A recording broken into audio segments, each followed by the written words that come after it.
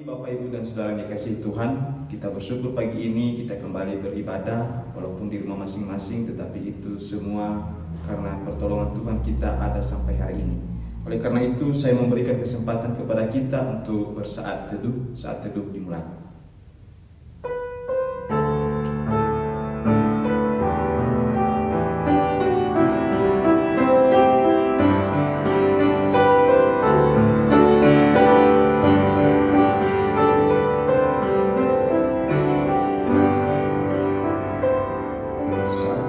Selesai. Mari kita memuji Tuhan dari Hymnus nomor 6 bait pertama dan keempat. Haleluya, puji Tuhan.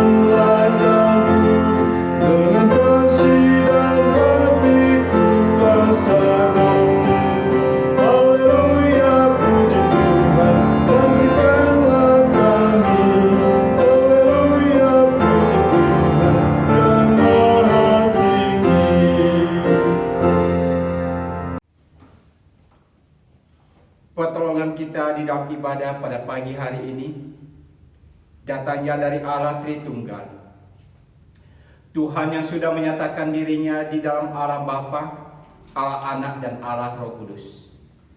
Sesungguhnya Ia berkenan hadir di tengah-tengah kita serta memberkati kita dengan berkat-Nya demikian. Damai sejahtera dari Allah Bapa, kasih karunia daripada Tuhan kita Yesus Kristus dicurahkan kepada kita di sepanjang ibadah pada pagi hari ini. Amin.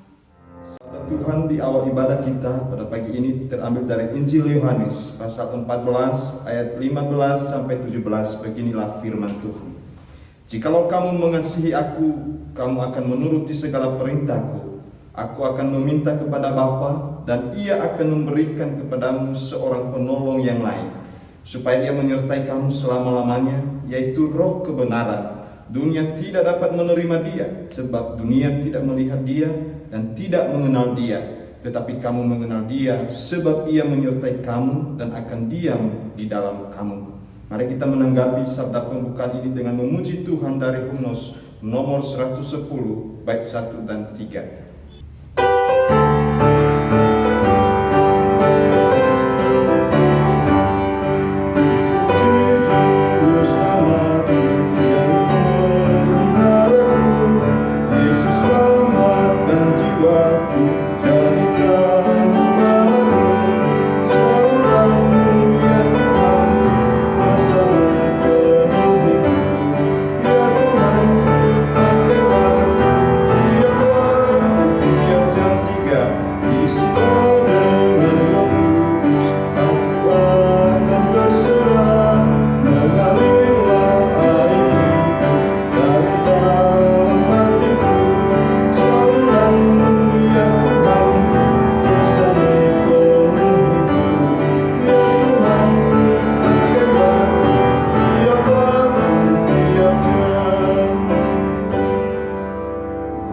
Bapak, Ibu, dan saudara-saudara yang dikasihi oleh Tuhan, melalui pujian kita ini kita diingatkan bahwa Yesuslah juru selamat kita. Namun kita di dalam menjalani hidup ini ada banyak dosa yang kita perbuat di hadapan Tuhan. Maka dengan itu firman Tuhan mengingatkan kita di Amsal pasal 11 ayat 19. Beginilah firman Tuhan. Siapa berpegang pada kebenaran yang sejati menuju hidup, tetapi siapa mengejar kejahatan menuju kematian. Mari kita masuk di dalam doa pengakuan dosa. Saya memberikan kesempatan kepada Bapak Ibu untuk berdoa terlebih dahulu.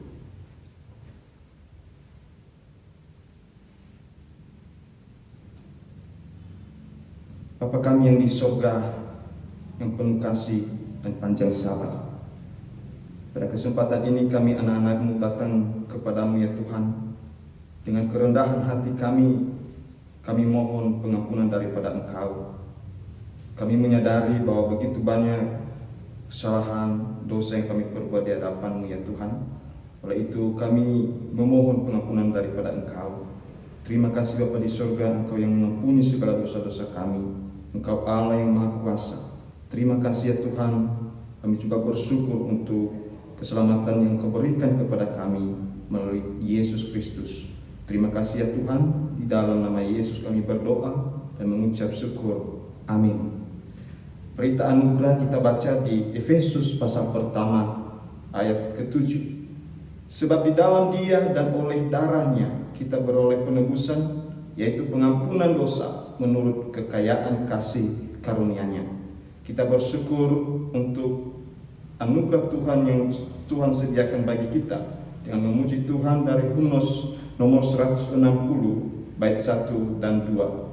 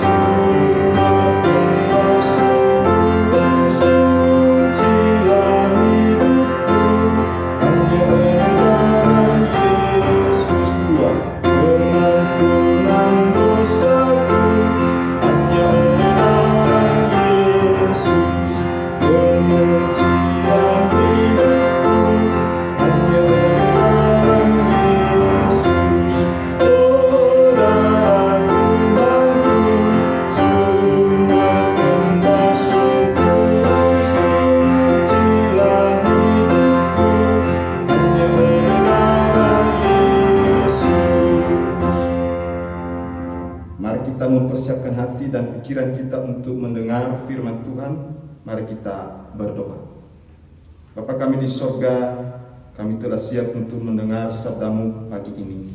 Kami mohon pimpinan-Mu ya Tuhan, bukakan hati pikiran kami untuk kami mengerti, memahami kebenaran-Mu pada pagi hari ini. Kami mohon Engkau yang memampukan kami sehingga kami menjadi pelaku-pelaku firman. Inilah seruan hati kami Tuhan, yang telah mengajar kami berdoa demikian. Bapa kami yang di sorga, dikuduskanlah nama-Mu. Datanglah kerajaan-Mu, jadilah kehendak-Mu di bumi seperti di surga. Berilah kami pada hari ini makanan kami yang secukupnya, dan ampunilah kami atas segala kesalahan kami, seperti kami juga mengampuni orang yang bersalah kepada kami. Dan janganlah membawa kami ke dalam pencobaan, tetapi lepaskanlah kami daripada yang jahat. Karena Engkau yang mempunyai kerajaan dan kuasa dan kemuliaan sampai selama-lamanya. Amin. Sebagai orang percaya, marilah kita mengucapkan pengakuan iman kita dengan berkata demikian. Aku percaya kepada Allah Bapa yang Maha Kuasa, Khalik langit dan bumi, dan kepada Yesus Kristus anaknya yang tunggal Tuhan kita, yang dikandung daripada Roh Kudus, lahir dari anak darah Maria, yang menderita sengsara di bawah pemerintahan Pontius Pilatus, disalibkan, mati dan dikuburkan, turun ke dalam kerajaan maut, pada hari yang ketiga bangkit pula dari antara orang mati, naik ke surga, duduk di sebelah kanan Allah Bapa yang Maha Kuasa, dan dari sana Ia akan datang untuk menghakimi orang yang hidup dan yang mati. Aku percaya kepada Roh Kudus, gereja yang kudus dan am, persekutuan orang kudus, pengampunan dosa, kebangkitan orang mati, dan hidup yang kekal. Amin.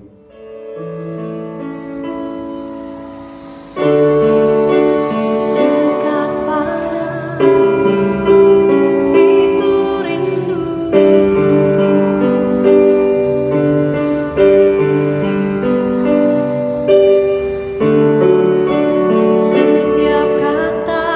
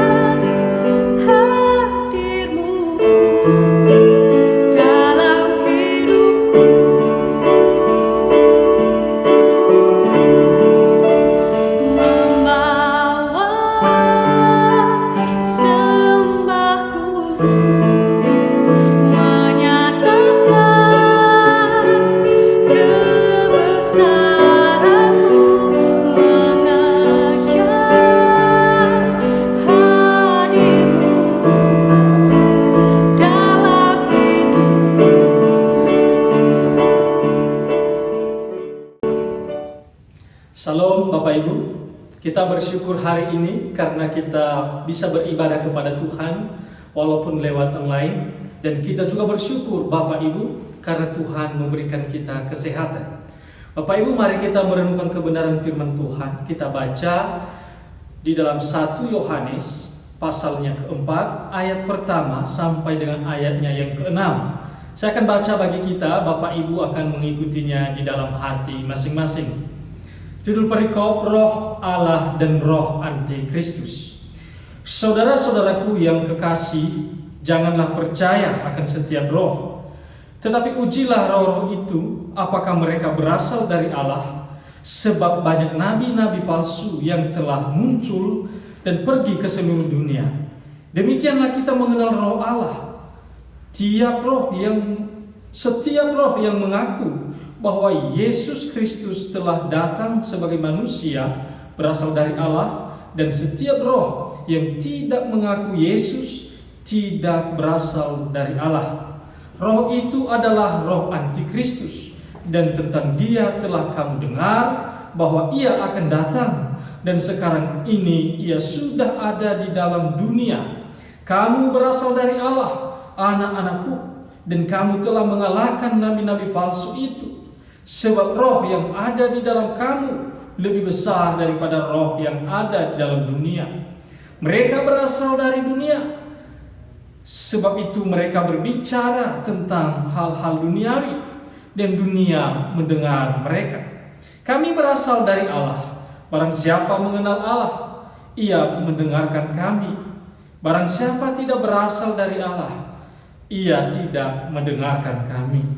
Itulah tandanya roh kebenaran dan roh yang menyesatkan. Amin. Untuk pembacaan firman Tuhan, Bapak Ibu dan saudara-saudariku, hari ini kita membahas, merenungkan sebuah tema, yaitu roh kebenaran. Bapak Ibu dan saudara yang dikasihi oleh Tuhan, kalau kita memahami bagian ini, kita melihat bahwa Yohanes di dalam surat-suratnya, ia selalu memberikan kontradiksi antara orang percaya dengan orang-orang yang tidak percaya kepada Tuhan. Kalau kita melihat bahwa Yohanes selalu menekankan bahwa umat Tuhan adalah orang yang berasal dari Allah. Dan setelah itu Yohanes akan memberikan penjelasan lagi dengan sebaliknya bahwa orang dunia, yaitu orang-orang yang tidak mengenal Allah. Bapak, Ibu dan saudara yang dikasihi oleh Tuhan, kalau kita melihat suratnya Yohanes ini, ia memberikan suatu hal di dalam perikop ini. Ia memberitahu kepada kita bahwa sebelumnya bahwa jangan menerima setiap ajaran, jangan menerima setiap roh, karena roh itu belum tentu kebenarannya seperti apa. Bapak, Ibu dan saudara yang dikasihi oleh Tuhan, ketika Yohanes memberikan perbandingan ini, memberikan suatu perbedaan ini, bagaimana anak Allah dan bagaimana anak-anak yang disebut anak iblis, maka ia memberikan satu penekanan kepada setiap kita bahwa anak Tuhan bukan hanya sekedar memiliki status sebagai milik Tuhan, tetapi juga anak Tuhan harus mampu membedakan orang dunia. Bapak, Ibu dan saudara yang dikasihi Tuhan, pada pasal 4 ini mencakup dua bagian utama.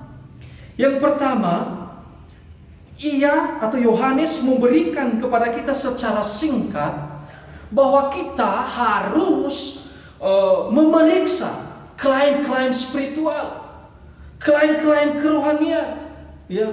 Karena pada zaman itu banyak guru palsu, ya. Banyak hal-hal yang tidak sesuai kebenaran firman Tuhan. Inilah Yohanes, ia menulis surat ini, menegaskan kembali kepada kita bahwa kita tidak mudah dengan gampangnya menerima klaim-klaim spiritualitas.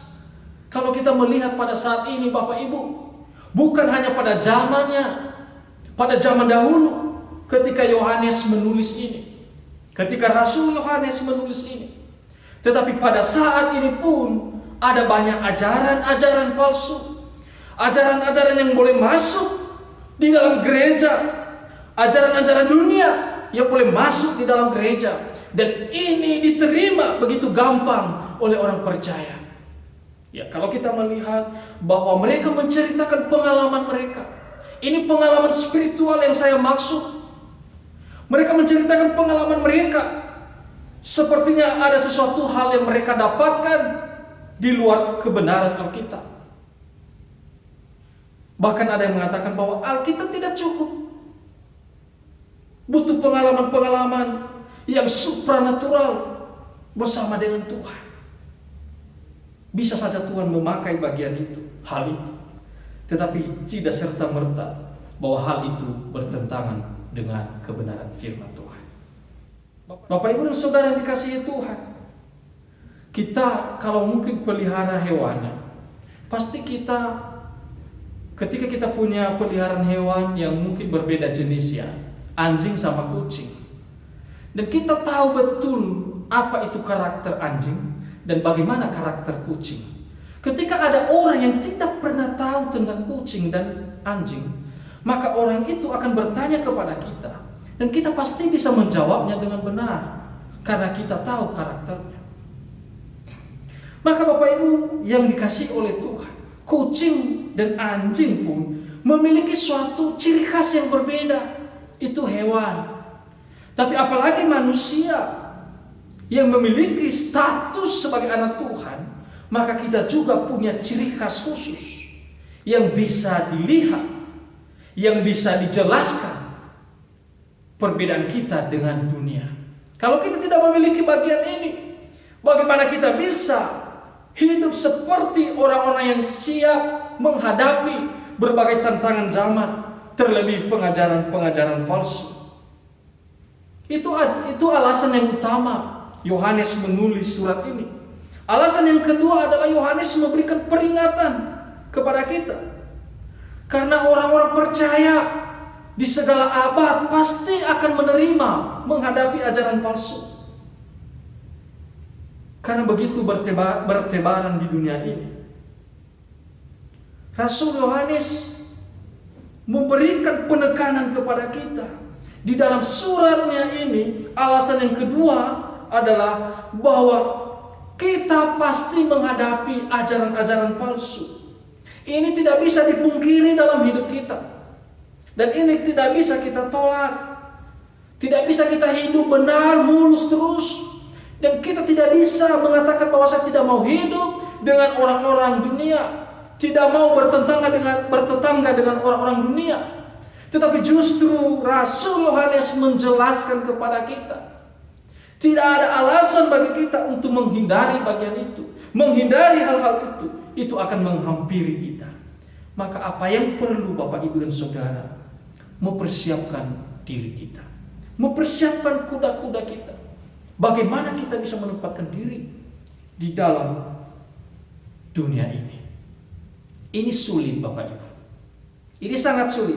Ya, kalau kita melihat sekarang, kita melihat ajarannya, ada ajaran palsu yang sedang bertebaran sampai saat ini. Kalau kita melihat, pernah saya mengikuti satu perdebatan Bapak Ibu. Ada yang mengatakan kita jangan terlalu mengkritik ajaran karena bagaimanapun ajarannya ngawur atau sesat, tetapi ia adalah orang yang diurapi oleh Tuhan. Tapi menurut saya ini bertentangan.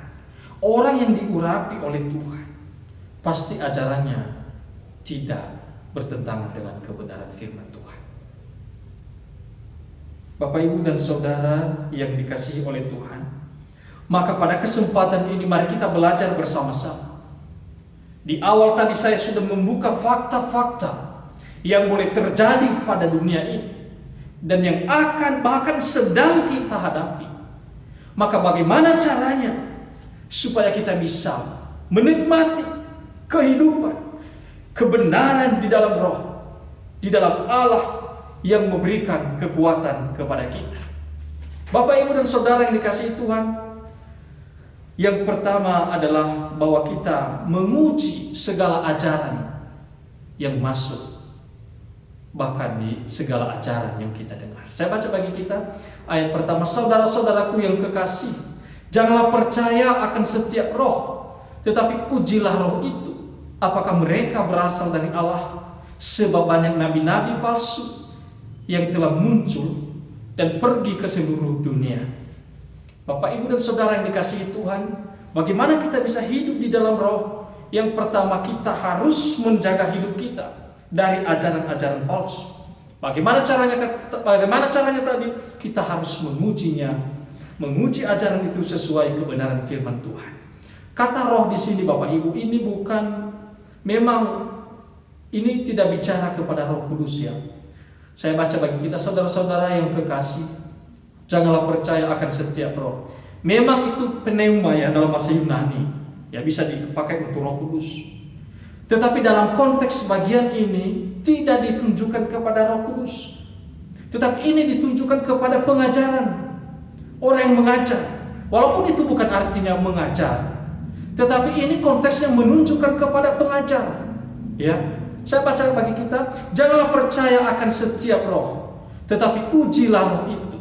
Artinya apa? Jangan percaya kepada orang-orang yang mengajar itu, tetapi ujilah setiap pengajaran. Bukan roh yang kita uji, tetapi yang dia tekankan di konteks ini adalah pengajaran. Ujilah roh-roh itu, ujilah pengajaran itu. Bapak, Ibu, dan saudara yang dikasihi oleh Tuhan, kalau kita melihat di dalam 1 Korintus pasal 12 ayat 10, saya akan baca bagi kita, Bapak Ibu. 1 Korintus pasal 12 ayatnya yang ke-10. Begini firman Tuhan.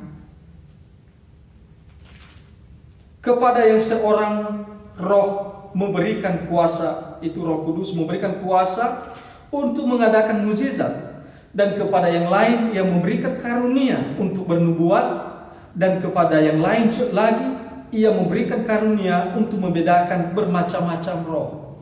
Nah, ini juga memakai roh. Maksudnya Tuhan memberikan karunia untuk mengadakan mukjizat, kemudian dia memberikan juga karunia untuk membedakan bermacam-macam roh. Maksudnya itu bermacam-macam pengajaran. Nah, ada karunia. Maka dalam konteks pertama ini, ayat pertama ini, maka roh yang dimaksud di sini adalah pengajaran. Maka Bapak, Ibu, dan saudara yang dikasihi oleh Tuhan, sudah semestinya juga kita menguji pengajaran. Ya, ini memang sulit bagi kita, Bapak Ibu. Karena ada banyak orang juga pada saat ini, mereka mau menguji ajaran orang lain, tetapi tidak terlebih dahulu menguji diri mereka. Tidak terlebih dahulu menguji ajaran mereka. Ini juga celakanya, Bapak Ibu. Ada banyak orang mengkritik ajaran orang lain, tetapi dia tidak mengkritik ajarannya terlebih dahulu. Ya. Maka ini sangat penting sekali, Bapak Ibu. Salah satu tokoh teologi besar mengatakan, untuk membedakan yang palsu, kita jangan mempelajari yang palsu dulu. Tetapi untuk kita mengetahui yang palsu, mestinya kita mempelajari yang asli terlebih dahulu.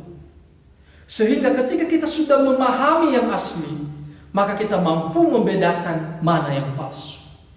Tetapi kalau kita duluan mempelajari yang palsu, maka kita akan semakin ragu dan semakin menampung akan ajaran-ajaran palsu. Maka apa yang penting yang ditekankan di sini? Hidup kita, ajaran kita, pemahaman kita, tingkah laku kita terlebih dahulu. Kalau itu sudah benar, pemahaman kita yang benar akan Alkitab, maka ajaran palsu pun mampu kita mengoreksinya dengan baik. Bapak, Ibu, dan saudara yang dikasihi oleh Tuhan, firman Tuhan mengoreksi ajaran kita. Firman Tuhan mengoreksi ajaran kita. Saya pun kalau khotbah apa yang saya khotbahkan ini mengoreksi diri saya. Bahkan kadang saya bukan gemetar, tapi ada rasa kegelisahan. Kenapa? Kadang-kadang kita memahami isi Alkitab begitu dalam, tetapi apakah itu mengoreksi hidup saya? Apakah ajaran yang saya sampaikan mengoreksi hidupku? Karena firman Tuhan tidak dipakai hanya untuk mengoreksi ajaran orang lain, Tetapi firman Tuhan mengoreksi diri kita. Bahkan kita tidak boleh sama sekali mengoreksi Alkitab. Tetapi Alkitablah yang mengoreksi diri saya dan mengoreksi diri Bapak Ibu. Kalau bukan Alkitab yang kita pakai sebagai standar untuk mengoreksi ajaran orang lain dan diri orang lain, saya harap kita jangan coba-coba mengoreksi orang lain. Karena sama halnya kita menjatuhkan mereka, dan sama halnya kita memiliki kesombongan secara spiritual. Yang kedua, Bapak Ibu dan Saudara yang dikasihi oleh Tuhan, bagaimana kehidupan kita di dalam kehidupan roh atau kebenaran roh yang ada dalam diri kita untuk menghadapi berbagai problema, terlebih ajaran palsu, yaitu tetap berjuang demi kebenaran. Saya baca ayat 4 bagi kita Bapak Ibu, ayat 2 sampai ayat 4. Demikianlah kita mengenal roh Allah. Setiap orang yang mengaku bahwa Yesus Kristus telah datang sebagai manusia yang berasal dari Allah, dan setiap roh yang tidak mengaku Yesus tidak berasal dari Allah. Roh itu adalah antikristus, dan tentang dia telah kamu dengar bahwa ia akan datang, dan sekarang ini ia sudah ada di dalam dunia. Kamu berasal dari Allah, anak-anakku, dan kamu telah mengalahkan nabi-nabi palsu itu, sebab roh yang ada di dalam kamu lebih besar daripada roh yang ada di dalam dunia. Bapak, Ibu, dan Saudara yang dikasihi oleh Tuhan, kita berasal dari Allah. Yang pertama tadi, orang yang berasal dari Allah pasti ia percaya kepada Yesus sebagai Tuhan dan Juru Selamat hidupnya. Dan ditekankan di sini bahwa Yesus adalah orang yang telah berinkarnasi, telah menjadi manusia. Dan ini tanda pertama, Bapak Ibu.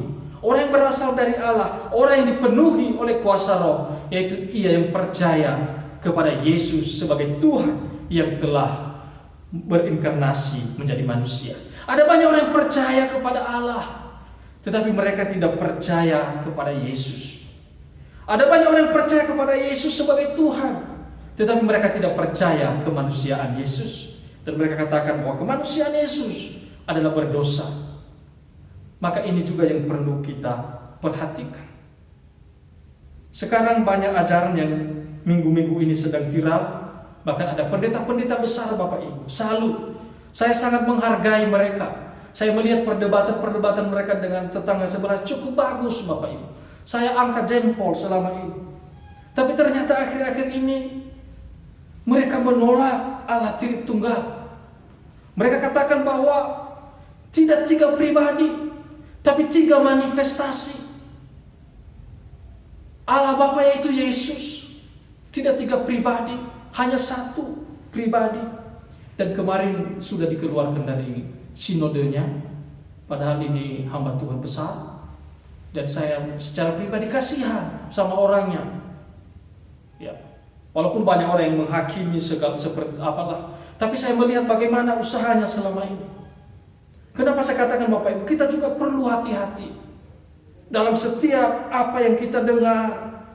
Ya, sekalipun dia pendeta besar, kalau itu tidak benar, bagaimana mungkin kita bisa menerimanya? Bapak Ibu dan Saudara yang dikasihi Tuhan, saya katakan tadi bahwa kita harus berjuang demi kebenaran. Kalau kita lihat, kenapa Yohanes memberikan penekanan di dalam ayat 4 ini? Kamu berasal dari Allah, anak-anakku, dan kamu telah mengalahkan nabi-nabi palsu itu. Pada zaman itu mereka mengalahkan nabi-nabi palsu. Ini bukan mengalahkan secara jasmani, Bapak Ibu ya, mengalahkan secara fisik. Ini maksudnya mengalahkan secara pikiran, sehingga kita mampu membongkar ajaran mereka. Itu konteks yang dibicarakan di sini. Bukan berkelahi, ya, bukan memaki-maki seperti yang terjadi pada saat ini. Bukan seperti itu menjatuhkan pribadi, tidak. Tetapi membongkar ajaran, memberitahukan ini ajaranmu yang salah, ini yang perlu dikoreksi. Nah, ini konteks itu berbicara di sini. Maka Bapak Ibu dan Saudara yang dikasihi Tuhan, Rasul Yohanes menegaskan kepada kita, jangan takut. Dahulu kamu sudah menang, sekarang kamu akan menghadapi ke depan. Maka kamu akan berjuang demi kebenaran itu, karena kamu adalah anak Allah. Bapak Ibu dan Saudara yang dikasihi Tuhan, saya percaya bahwa kita semua adalah anak Allah. Ketika Yesus naik ke surga, dia katakan, aku mengutus Roh Kudus kepadamu. dan Roh itu mendiami hidup kita, maka kita tidak perlu takut Bapak Ibu. Kita tetap hidup di dalam kebenaran firman Tuhan. Intinya kita jangan kompromi dengan ajaran-ajaran sesat, dan juga kita jangan menghakimi mereka. Tetapi mari kita membuka wawasan mereka, apa yang kita tahu kita beritahu kepada mereka, daripada sekedar kritik menjatuhkan karakter mereka. Bapak Ibu, yang ketiga, bagaimana supaya kita bisa menghadapi berbagai ajaran-ajaran palsu pada saat ini, yaitu di dalam ayat 5 dan 6 saya akan baca bagi kita. Mereka berasal dari dunia, sebab itu mereka berbicara tentang hal-hal duniawi, dan dunia mendengarkan mereka. Kami berasal dari Allah. Barang siapa mengenal Allah, ia mendengarkan kami. Barang siapa tidak berasal dari Allah, ia tidak mendengarkan kami. Itulah tandanya roh kebenaran dan roh yang menyesatkan. Menarik sekali Bapak Ibu. Barang siapa berasal daripada Allah, ia akan mendengarkan kami. Tetapi orang yang tidak berasal dari Allah, ia tidak akan mendengarkan kami. Ayat 5 dikatakan, mereka berasal dari dunia, sebab itu mereka berbicara tentang hal-hal duniawi, dan dunia mendengarkan mereka. Sebenarnya kata mereka berasal dari dunia, sebab itu mereka berbicara. Kata berbicara sebenarnya Bapak Ibu kurang tepat. Sebenarnya itu mereka berbicara menurut duniawi. Ya. Berbicara secara duniawi, lebih tepatnya adalah berbicara menurut duniawi. Itu kehidupan mereka, sehingga apa ajaran yang menurut mereka baik bagi mereka, menurut duniawi, maka Rasul Yohanes mengatakan itu akan gampang sekali mereka terima. Seperti ajaran kemakmuran, maka itu akan gampang sekali. Orang banyak datang oleh karena sukses. Dan ini yang salah. Kita bukan anti dengan sukses. Tuhan pasti memberikan kemakmuran, kesuksesan, tetapi itu sesuai kehendak Tuhan. Tidak semata-mata mengikut Tuhan, maka itu ada. Maka itu yang menjadi salah. Bapak Ibu, kemudian dikatakan kalau kami ini berasal dari Allah, Rasul maksudnya, maka orang-orang yang berasal dari Allah juga pasti mendengarkan Rasul. Pada saat ini Bapak Ibu, poin ketiga ini adalah roh kebenaran ini sebenarnya menuntut kita untuk keikhlasan menerima firman Tuhan yang benar. Kita ikhlas menerima kebenaran firman Tuhan. Kalau kita tidak mau disebutkan sebagai orang dunia, maka kita semestinya menerima kebenaran firman Tuhan dengan ikhlas, dengan hati yang terbuka di hadapan Tuhan. Saat ini Bapak Ibu dan Saudara, mungkin kalau orang profesional yang sudah senior, sudah ratusan tahun atau puluhan tahun menyampaikan khotbah, tetapi ketika khotbahnya salah, itu pun diterima Bapak Ibu, manggut-manggut saja. Ini artinya tidak ada keterbukaan menerima firman Tuhan. Ketika orang yang mungkin muda, yang mungkin masih bahkan mahasiswa sekalipun, ketika menyampaikan firman Tuhan, pasti ada perbedaan respons Bapak Ibu. Tetapi yang ironinya, ketika para orang tua atau biasanya Bapak Ibu Saudara yang dikasihi Tuhan, kalau di gereja lainnya itu hamba Tuhan senior, maka apapun yang dia sampaikan orang manggut-manggut saja. Tetapi kalau junior berbicara, sekalipun itu benar, belum tentu mereka terima. Dan di Injil tidak ada model begitu Bapak Ibu. Mungkin di Injil kita tidak menemukan hal yang begitu. Tapi di tempat lain Bapak Ibu, ini sangat marak sekali Bapak Ibu. Ada banyak sekali. Saya sebenarnya terlalu anti membicarakan ajaran orang lain Bapak Ibu. Tapi kebetulan hari ini saya menyampaikan kebenaran firman Tuhan ini. Nah, saya tidak mengkritik dari gereja manapun, tetapi marilah kita mempersiapkan diri. Saya lebih fokus kepada kehidupan kita, bagaimana kita memperlengkapi diri, dan bagaimana kita berjuang sebagai anak-anak Allah. Bapak Ibu dan Saudara yang dikasihi oleh Tuhan, mendengar berarti sikap positif, bukan hanya sekedar mendengar. Yang dimaksud mendengarkan di sini adalah menerima dengan baik, sikap secara positif, dan menerima ajaran itu di dalam hidup kita. Bapak Ibu yang dikasihi oleh Tuhan, bukti kesalehan hidup adalah bahwa kita menerima ajaran yang benar dan siap dikoreksi oleh ajaran yang benar dan siap untuk tidak kompromi dengan ajaran-ajaran lain. Saya akan mengakhiri khotbah saya pada pagi hari ini. Saya mengatakan, Bapak, Ibu, dan Saudara yang dikasihi oleh Tuhan, anak-anak Allah didiami oleh Roh Kudus. Di dalam hidup kita ada Roh Kudus. Maka kita sebagai anak Allah, kita berjalan sesuai kebenaran firman Tuhan. Karena setiap orang yang menyimpang dari kebenaran firman Tuhan, pasti ada konsekuensinya. Tetapi ketika kita berjalan dalam kebenaran firman Tuhan, kita bisa dipastikan aman di dalam Tuhan, sekalipun di dalam penderitaan. Mari kita berdoa. Bapa di surga, terima kasih.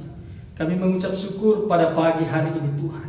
Engkau mengingatkan kami kembali Tuhan, untuk boleh senantiasa belajar kebenaran firman, untuk senantiasa memperlengkapi diri kami di dalam ajaran-ajaran kebenaran firman-Mu ya Tuhan, sehingga kami tidak mudah diombang-ambingkan.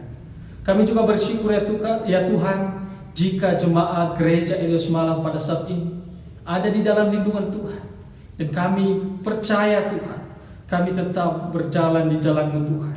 Bahkan kami tidak ada yang tersesat, bahkan kami tidak ada yang meninggalkan iman. Terima kasih Tuhan untuk kekuatan yang senantiasa Engkau berikan kepada kami. Maka Tuhan, kiranya Engkau memimpin kami ke depan. Bahkan di dalam segala ajaran-ajaran yang kami sampaikan ya Tuhan, kiranya Engkau mengampuni kami Tuhan, di dalam segala kekurangan kelemahan kami. Dan biarlah firman yang kami sampaikan, mungkin kami terbatas menyampaikannya, biarlah Allah Roh Kudus juga menerapkan di dalam hati jemaat ya Tuhan. Di dalam nama Tuhan Yesus kami berdoa. Amin. Mari kita menanggapi firman Tuhan yang telah kita dengar dengan memuji Tuhan dari Hymnos nomor 113 ayat 1, bait 1 dan 3.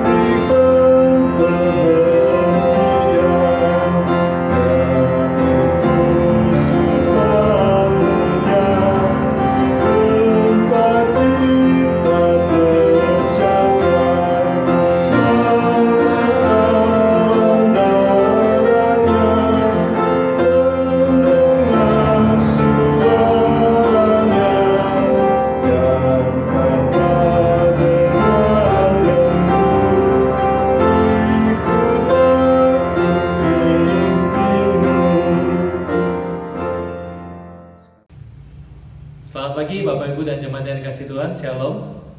Wartalisan Minggu 6 September 2020. 1. Kebaktian Minggu 13 September 2020 tetap dilaksanakan secara online melalui WA Grup Gema. 2. Bible Study hari Selasa 8 September 2020 pukul 17 dan persekutuan doa hari Kamis 10 September 2020 pukul 17.30 tetap dilaksanakan secara online. Pokok-pokok doa akan dikirimkan melalui WA Grup Gema. Diharapkan seluruh jemaat dapat berpartisipasi dan mengikuti agenda-agenda ini dengan baik. 3. Lumbung kasih. Apabila jemaat ada yang mempunyai berkat lebih, dapat disalurkan melalui lumbung kasih Gema dalam bentuk dana, barang, kebutuhan pokok, dan lain-lain. Dana yang sudah masuk: 1. Terima dari NN sebesar Rp1 juta, dan dari bidang keuangan hasil penjualan Paksitmi Rp750.000. 4. Bagi jemaat yang ingin menyampaikan persembahan atau perpuluhan, dapat transfer melalui rekening gereja BCA 0111969654 atas nama Ibu Juniarti W atau Ibu Werdi H. Bagi jemaat yang tidak sempat mentransfer, bisa disimpan dalam amplop dan diserahkan ke gereja pada saat peribadatan sudah normal. Sekian warta lisan, terima kasih atas perhatiannya. Tuhan Yesus memberkati. Bapak Ibu dan jemaat yang dikasihi Tuhan, tadi dari warta majelis menyampaikan kepada kita tentang ibadah kita. Memang melihat perkembangan atau situasi COVID-19 sehingga kita harus bijaksana untuk mengambil sebuah keputusan. Maka berkaitan dengan ibadah kita, apakah itu masih online atau offline, maka itu kita akan sesuaikan dengan kondisi atau situasi perkembangannya. Dan untuk lebih jelasnya nanti setiap pengumuman kita bisa sampaikan melalui WA Group Gema. Sehingga kalau kita nanti sudah offline, kita juga sampaikan melalui WA Group Gema, dan online kita juga sampaikan melalui grup WA Gema. Ya, itu saja tambahan pengumuman dari kami Bapak Ibu dan Saudara, dan tetap jaga kesehatan apalagi dengan situasi sekarang ini. Mari kita tetap waspada. Mari kita masuk di dalam doa syafaat. Bapa di dalam surga, segala hormat, pujian, syukur kami tetap kembalikan kepadamu. Karena kalau kami boleh ada sampai hari ini, itu hanya karena anugerah-Mu ya Tuhan. Kami bersyukur untuk firman-Mu yang telah kami dengarkan. Biarlah kami senantiasa bisa melakukan firman-Mu dalam kehidupan kami. Kami berdoa saat ini ya Tuhan untuk gereja-Mu, Gereja Elios Malang, yang sampai hari ini kami masih melaksanakan ibadah secara online.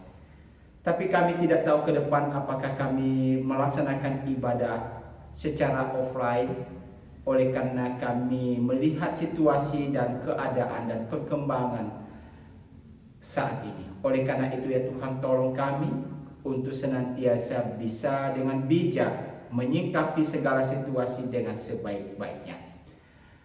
Saat ini kami berdoa secara khusus untuk gereja-Mu. Kiranya Engkau sendiri yang boleh memelihara gereja Elios Malang di dalam pertumbuhan dan perkembangan menghadapi situasi saat ini.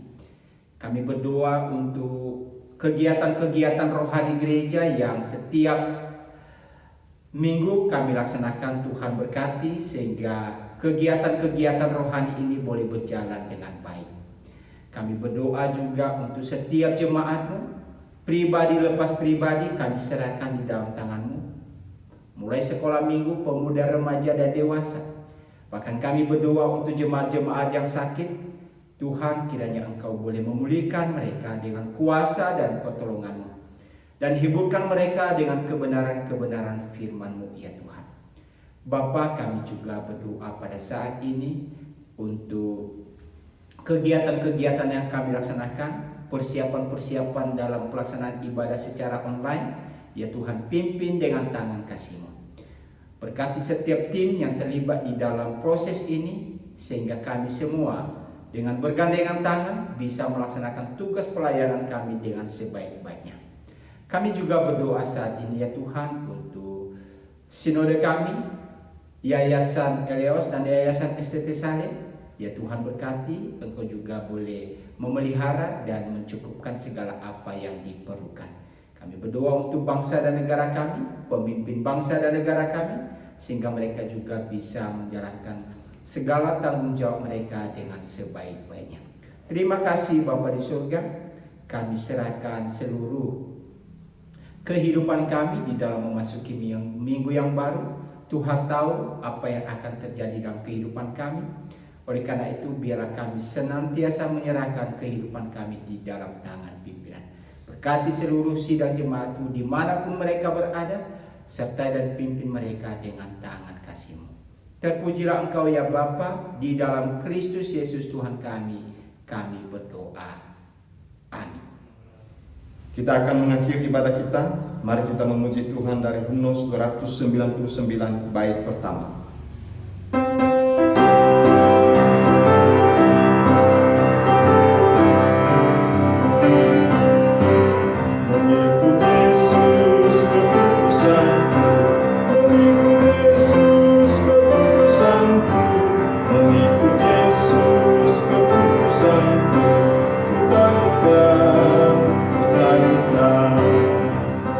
Mari kita pulang dan menerima berkat Tuhan. Damai sejahtera dari Allah Bapa, kasih karunia daripada Yesus Kristus, penghiburan dan sukacita di dalam Allah Roh Kudus menyertai kita dari sekarang sampai selama-lamanya. Amin. Pujian himnos 299 bait keempat.